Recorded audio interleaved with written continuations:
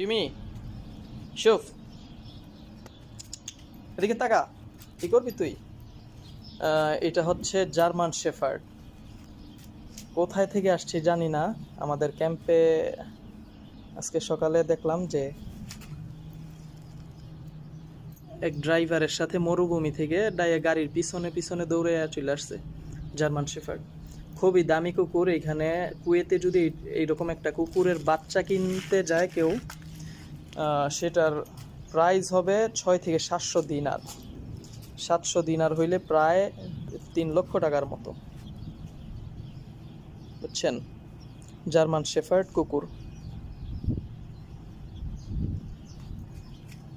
কোথায় থেকে আসছে জানি না। যদি কোনো কুইতি আসে তো দিয়ে দিমো আর কি। এখন অলরেডি একটা মুরগি দিছি, সিদ্ধ কইরা দিছি, খাইয়ে ফেলছে।